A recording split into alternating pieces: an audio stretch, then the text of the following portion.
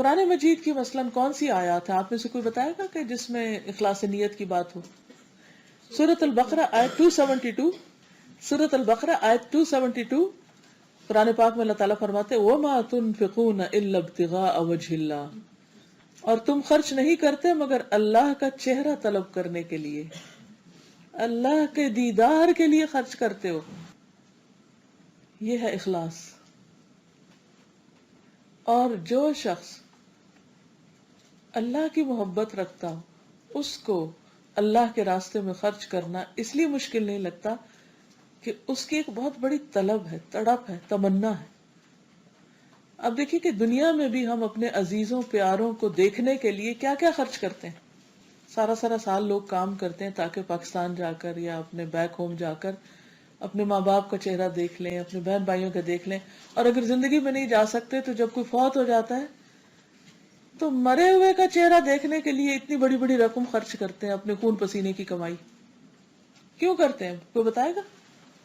محبت ہوتی ہے، اور اصل وجہ یہ محبت ہوتی ہے آخری دیدار کے لیے کہ اس کے بعد پھر موقع نہیں ملے گا. کہ جو چیز انسان کو اتنا بڑا مال خرچ کرنے پر تڑپا دیتی کہ 10 سال 20 سال لوگ گھر نہیں جاتے، اور جب کوئی فوت ہو جاتا ہے تو اس لیے بھی جاتے ہیں. ٹھیک ہے بعض اوقات رسم دنیا بھی ہوتی، لیکن بعض لوگ بڑا جینوئنلی جاتے ہیں کہ جا کے ایک دفعہ چہرہ دیکھ لیں. یہی کہتے ہیں نا، چہرہ دیکھ لیں. کس کا چہرہ دیکھنے کو دل چاہتا ہے آپ؟ جس سے محبت ہوتی، اور جس کی جتنی زیادہ محبت ہوتی ہے اس کا چہرہ دیکھنے کی اتنی ہی تڑپ ہوتی ہے. ایک جھلک دیکھ لیں اور جب دیکھتے ہیں تو آنکھیں ٹھنڈی ہو جاتی ہیں کہ شکر ہے دیکھ لیا. اور پھر بار بار دیکھتے ہیں اور پھر پیار سے دیکھتے ہیں. اللہ سے کیسی محبت ہے ہماری کہ ہمیں وہ شوق ہی کوئی نہیں اس کا چہرہ دیکھنے کا. ایک دفعہ 14ویں کا چاند نکلا ہوا تھا تو نبی صلی اللہ علیہ وسلم فرمایا کیا تم اس چاند کو دیکھتے ہوئے کوئی مشکل محسوس کر رہے؟ نہیں. قیامت کے دن تم اللہ سبحانہ تعالیٰ کو بھی ایسے ہی دیکھو گے، بیچ میں کوئی بادل نہیں ہوں گے، کوئی کچھ نہیں. تو کبھی اللہ کے راستے میں مال خرچ کرنے کو دل نہ چاہے نا تو یہ سوچ کے کریں کہ اللہ اس کے بدلے تیرا دیدار چاہتی ہوں، کسی سے کچھ نہیں چاہیے.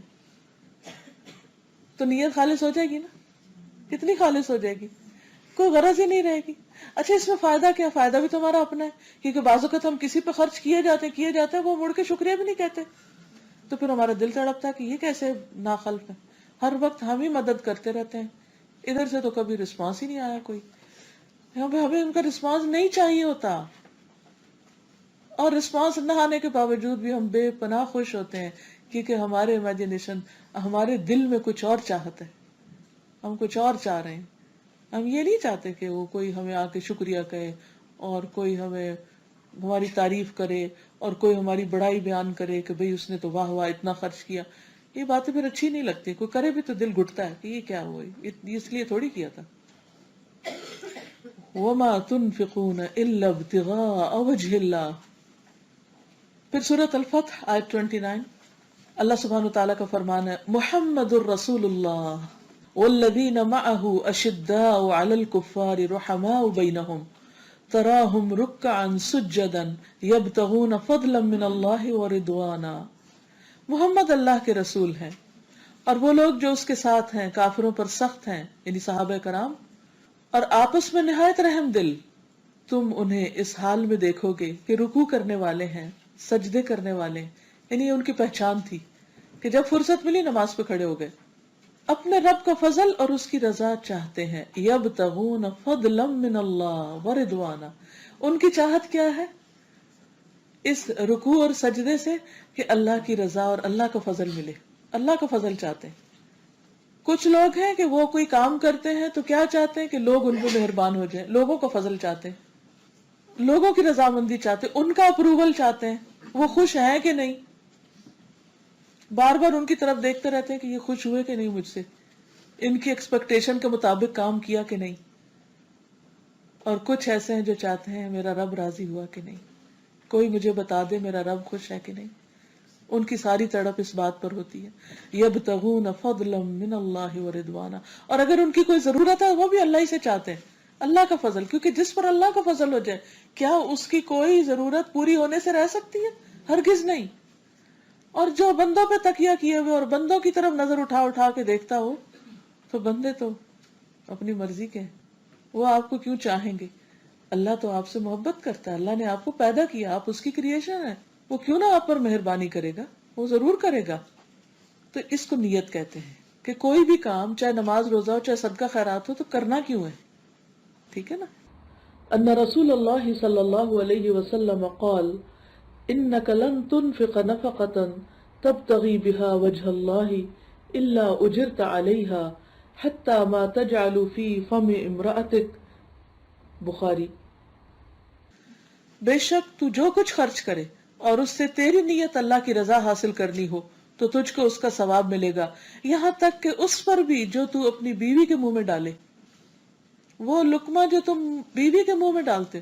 اچھا اب آپ دیکھیے کہ ظاہر ہے ہسبینڈ وائف کے بیچ میں محبت ہوتی ہے. نبی صلی اللہ علیہ وسلم حضرت عائشہ کے بیچ میں بہت محبت تھی. حضرت عائشہ رضی اللہ تعالی عنہا کہتی ہیں کہ میں نے پانی پیا اور پھر نبی صلی اللہ علیہ وسلم کو برتن دیا اور آپ صلی اللہ علیہ وسلم نے بھی اسی جگہ منہ لگا کر پانی پیا جہاں میرا منہ تھا، حالانکہ میں حیض کی حالت میں تھی. اور میں نے ایک ہڈی سے گوشت کھایا اور پھر وہ نبی صلی اللہ علیہ وسلم کو دے دی. آپ صلی اللہ علیہ وسلم نے بھی اپنا منہ اسی جگہ پر رکھا جہاں پر میرا تھا اور میں حالت حیض میں تھی. تو قدرتی بات ہے. لیکن عام طور پر ہسبینڈ وائف ایک دوسرے سے محبت کا اظہار اور ایک دوسرے کو کچھ دینے کا اور اپنا آپ قربان کرنے کا یہ سب کچھ کیوں کرتے ہیں؟ تاکہ اس کی محبت مل جائے ہمیں.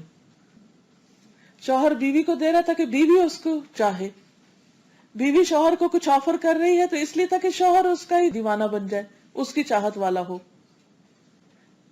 ہمارا دین ہمیں یہ سکھاتا ہے کہ جب شوہر اور بیوی ایک دوسرے کے ساتھ ہمدردی کا سلوک کر رہے ہوں، محبت کا اظہار بھی کر رہے ہوں، تو اس محبت کو بھی اللہ کی خاطر کر دیں. کیوں؟ اس سے فرسٹریشن نہیں ہوتی. کیونکہ کئی دفعہ ایسا ہوتا ہے کہ بہت سے لوگ صرف اس لیے غمگین اور رنجیدہ رہتے ہیں، عورتیں ہوں یا مرد، وہ کہتے ہیں کہ ہم نے اپنی بیوی کے لیے یہ بھی کیا، یہ بھی کیا، یہ بھی کیا، لیکن اس نے پلٹ کے کچھ نہیں کیا ہمارے لیے. ہم تو اپنے منہ کا لقمہ نکال کے دیتے ہیں اس کو، وہ پھر بھی قدر نہیں کرتی یا کرتا.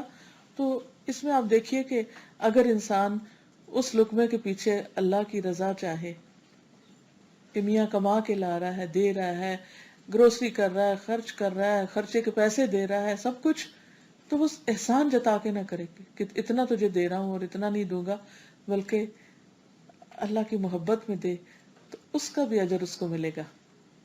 اور اس کے فرائض میں شامل ہے، یعنی فرض ادا کر رہا ہے، رکوع سجدہ نماز کا فرض میں شامل ہے.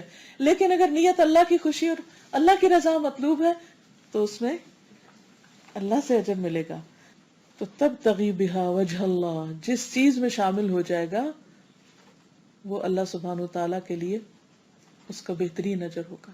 اور جو شخص اس درجے سے نیچے اترا اور بندوں کے لیے اس نے کام کیے، وہ ساری زندگی پریشان رہے گا.